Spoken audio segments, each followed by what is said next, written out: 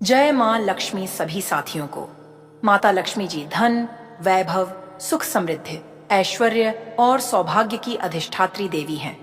उनका पूजन मुख्य रूप से इस उद्देश्य से किया जाता है कि घर परिवार में आर्थिक स्थिरता, शांति और सुख समृद्धि बनी रहे। धन की देवी होने के कारण व्यक्ति के जीवन में दरिद्रता, अभाव और कष्ट दूर होते हैं। लक्ष्मी जी केवल धन ही नहीं बल्कि धर्म, ज्ञान, विवेक और सौभाग्य भी प्रदान करती हैं। उनकी कृपा से घर परिवार में आपसी प्रेम, एकता और सद्भावना बनी रहती है। प्रिय साथियों, कथा को अंत तक अवश्य सुनें। और हाँ, वीडियो के बिल्कुल अंत में माँ लक्ष्मी जगत जननी की महत्वपूर्ण दिव्य वाणी दी गई है। उसे सुनना आपके आत्मिक उत्थान के लिए अत्यंत आवश्यक है। माँ लक्ष्मी की कृपा प्राप्त करने के लिए कमेंट में जय माँ लक्ष्मी अवश्य लिखें। अब प्रारंभ करते हैं माँ लक्ष्मी की यह दिव्य कथा। बहुत पुरानी बात है, इतनी पुरानी कि उसकी स्मृतियां शायद अब केवल लोक कथाओं और दादी नानी की कहानियों में ही जीवित होंगी। उस समय जब मनुष्य का हृदय इतना कठोर नहीं हुआ था और प्रकृति के साथ उसका तादात्म्य गहरा था, एक छोटे से गांव में, जिसे पद्मग्राम कहा जाता था, एक स्त्री रहती थी जिसका नाम था कमला। कमला नाम से ही कोमलता टपकती थी, किंतु उसकी नियति ने उसके साथ ऐसा खेल खेला था, ऐसा निर्मम और त्रासद खेल कि नियति के उस चक्रव्यूह से बचाना किसी मनुष्य के लिए असंभव था। कमला एक समय में सुखी परिवार की बेटी थी। उसके पिता गांव के सम्मानित व्यक्ति थे और उसके आंगन में कभी धन धान्य की कमी नहीं रही थी। परंतु विधाता की लीला अपरंपार। एक अकाल ऐसा आया जिसने गांव को लील लिया, उसके माता पिता, उसके पति और उसके इकलौते शिशु को भी छीन लिया। वह अकेली रह गई, निसहाय, उस विशाल संसार में एक तिनके के समान। सब कुछ खोकर, लुट पिट कर वह अब इतनी निर्धन हो गई थी कि उसके पास अपने शरीर को ढकने के लिए ढंग के वस्त्र भी नहीं थे और पेट भरने के लिए एक दाना भी नहीं। वह दर दर की ठोकरें खाती फिरती, कभी किसी के आंचल में थोड़ी दया की भीख मांगती तो कभी किसी के झूठे टुकड़ों से अपनी भूख मिटाती।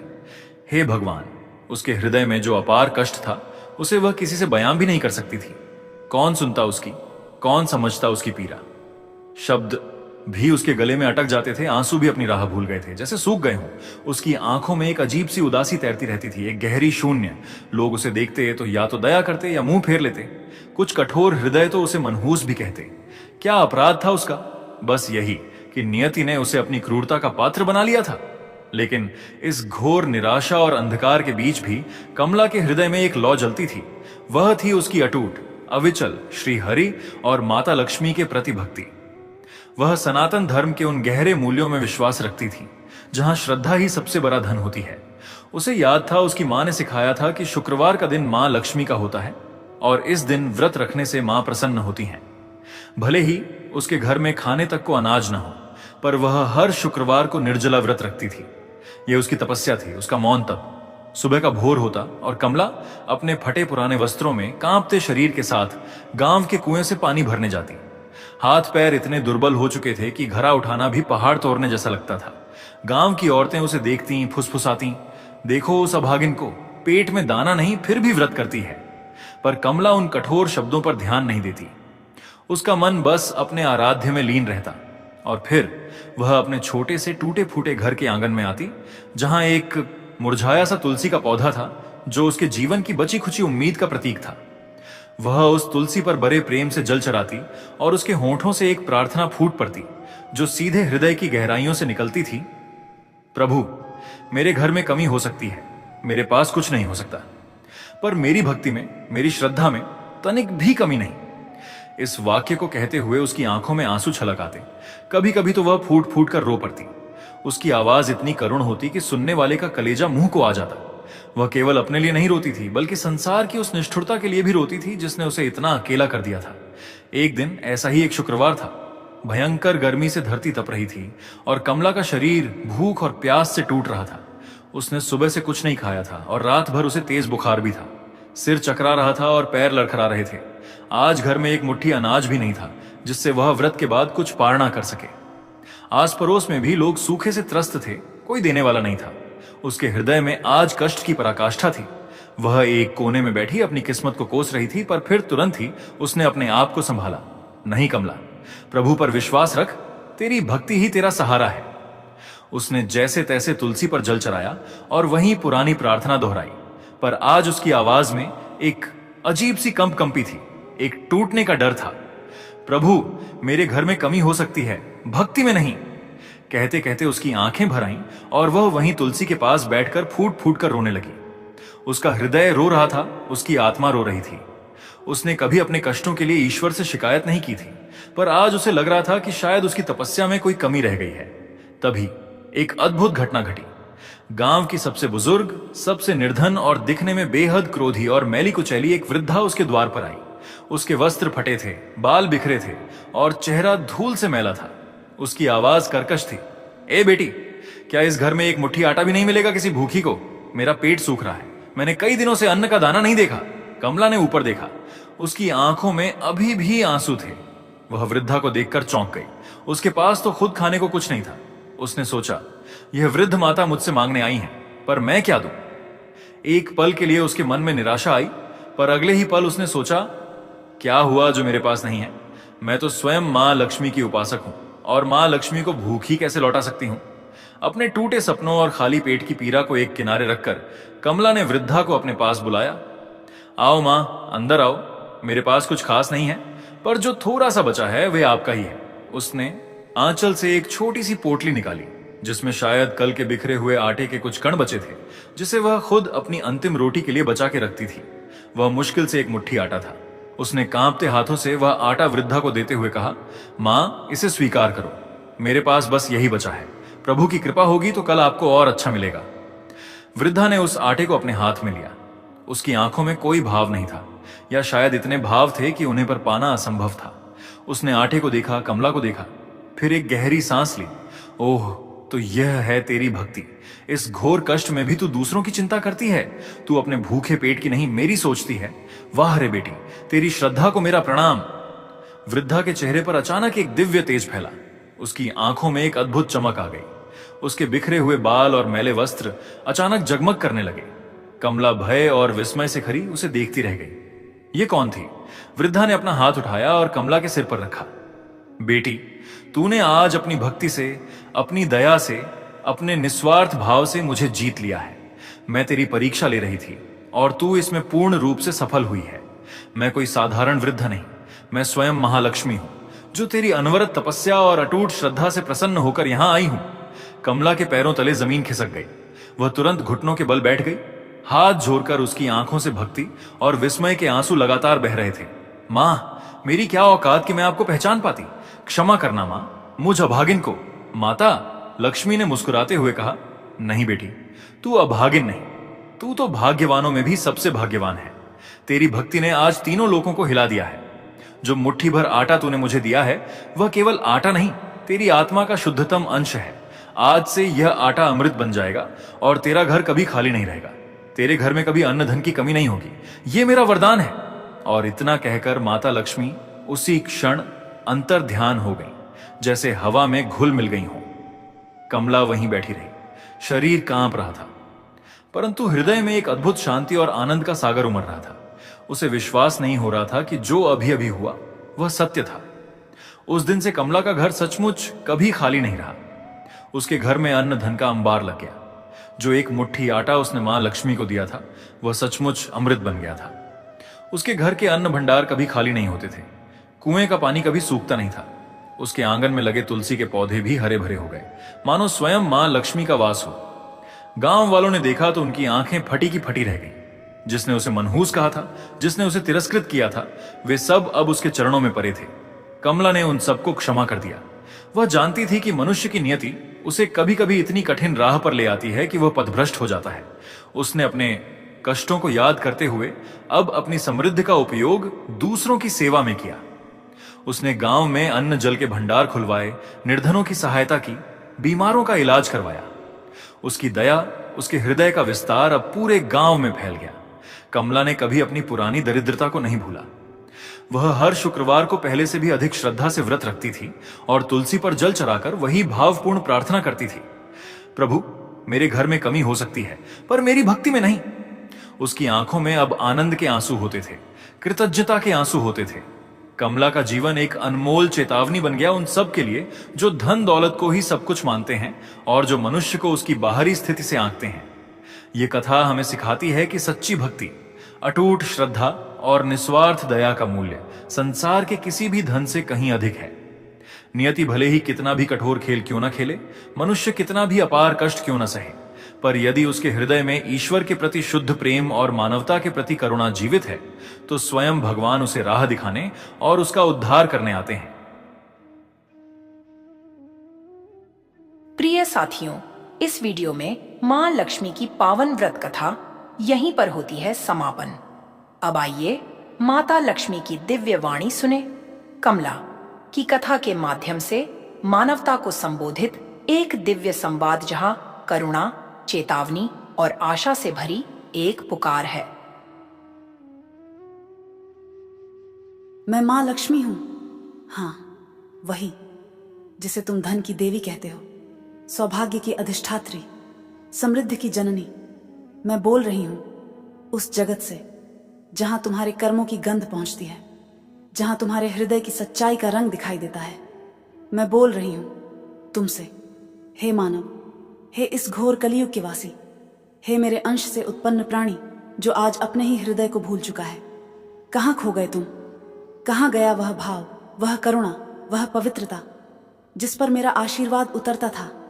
कहाँ गया वह निर्मल मन जो एक दाने को भी साझा करते समय ईश्वर को याद करता था? तुम कहते हो तुम मेरे भक्त हो, तुम व्रत रखते हो, दीप जलाते हो, सोने के महलों में मेरे चित्र सजाते हो, पर क्या तुमने कभी मेरी वह छवि देखी है जो फटे वस्त्रों में, भूख से तपते किसी बच्चे के आंसुओं में झलकती है? क्या तुमने मुझे देखा है किसी विधवा की मौन आंखों में जो आंचल फैलाकर मुझसे नहीं बल्कि किसी रोटी के टुकड़े से भीख मांगती है?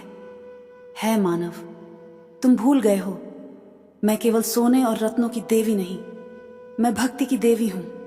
मैं उस हृदय में वास करती हूं जहां दया बहती है, जहां कोई भूखा नहीं सोता, जहां कोई अपमानित नहीं होता।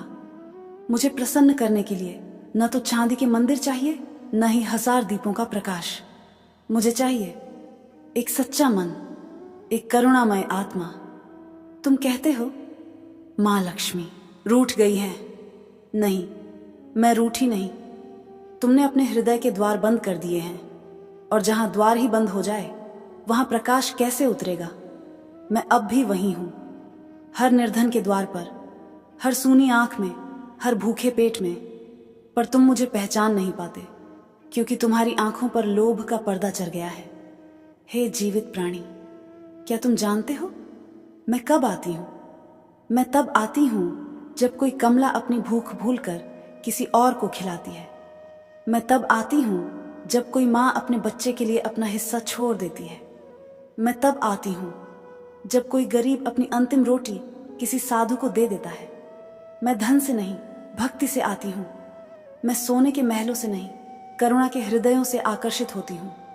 पर आज तुमने मेरे स्वरूप को ही भुला दिया है। तुम्हारे व्रत, तुम्हारे जप, तुम्हारे अनुष्ठान सिर्फ दिखावा बन गए हैं। तुम्हारे दीपक में तेल नहीं, अहंकार जलता है। तुम्हारे मंदिरों में भक्ति नहीं, व्यवसाय बसता है।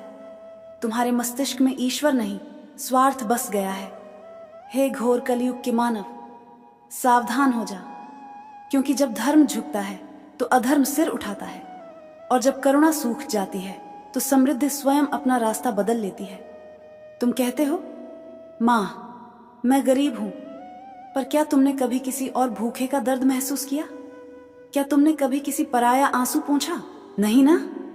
तो जान लो, गरीबी शरीर की नहीं, हृदय की होती है। और जो हृदय से गरीब है वह चाहे रत्नों से भरा महल क्यों न बना ले, मेरी कृपा वहां कभी नहीं ठहरती। हे साधक, हे सनातनी, भूल मत, तेरे वेद, तेरे पुराण, तेरी गीता सब कहते हैं भक्ति में ही मुक्ति है। पर तूने भक्ति को व्यापार बना लिया। मुझे पाने की नहीं, मुझे बेचने की दौड़ लगा रखी है तूने। किसी को सोने के दीपक चाहिए, किसी को चांदी का आसन, पर मैं तो बस एक सच्चा हृदय मांगती हूं। मैंने देखा है कैसे तुम मुझसे मांगते हो। मां, धन दो, वैभव दो, यश दो, पर कोई यह नहीं कहता मां दया दो, भक्ति दो, करुणा दो। तुम मुझसे सोना मांगते हो, पर कभी यह नहीं मांगते कि तुम्हारे भीतर का अंधकार मिट जाए। तुम्हारा धन तुम्हें नहीं बचाएगा, तुम्हारा अहंकार तुम्हें नहीं संभालेगा, सिर्फ तुम्हारी श्रद्धा ही तुम्हारा रक्षक बनेगी। याद है तुम्हें कमला, वही मेरी सच्ची पुत्री, जिसने अपनी भूख भुलाकर एक वृद्धा को मुट्ठी भर आटा दे दिया था। वह आटा मेरे लिए अर्पण नहीं था, वह उसकी आत्मा का अंश था। वह भूखी थी पर दयालु थी, वह निर्धन थी पर भक्ति से संपन्न थी। और आज तुम अन्न से भरे हो पर आत्मा से खाली। वह निर्धन होकर भी देवता थी और तुम संपन्न होकर भी भिखारी। ओ मेरे पुत्रों, मेरी पुत्रियों, मैं यह वाणी इसलिए नहीं दे रही कि तुम्हें भय लगे, बल्कि इसलिए कि तुम जागो, क्योंकि अभी भी समय है। अभी भी उस करुणा की लौ बुझी नहीं है, वह बस राख के नीचे दबी पड़ी है। उठो, अपने भीतर की मनुष्यता को जगाओ, अपने भोजन का एक कण बांट दो, अपने धन का एक अंश किसी भूखे के नाम कर दो, अपने अहंकार का एक टुकड़ा तोड़कर किसी की मुस्कान बना दो। मैं वहीं आऊंगी, मैं उसी क्षण तुम्हारे घर, तुम्हारे मन, तुम्हारे जीवन में प्रवेश करूंगी। हे मानव, तू जिस धन को अपना मानता है वह तेरा नहीं, मेरा है। मैं देती हूं ताकि तू बांटे, ना कि ताकि तू अहंकार में डूब जाए। जब तू बांटता है तब मैं तेरे घर में अन्न बनकर, जल बनकर, प्रेम बनकर लौटती हूं। पर जब तू रोकता है तब वही धन तुझे निगल जाता है, रोग, अशांति, ईर्ष्या और दुख बनकर। आज मैं तुझसे कुछ मांगती हूं, न सोना, न चांदी, न यज्ञ, न हवन, बस एक बात। अपने हृदय को फिर से इंसान बना ले, भक्ति को फिर से पवित्र कर ले, भोजन को प्रसाद बना ले, धन को सेवा का साधन बना ले और अपने आंसू को प्रार्थना बना ले।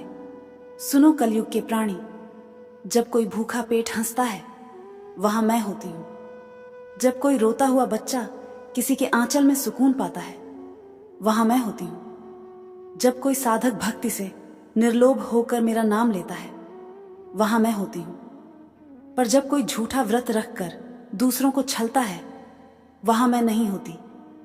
जब कोई धन के गर्व में गरीब का तिरस्कार करता है वहां मैं नहीं ठहरती।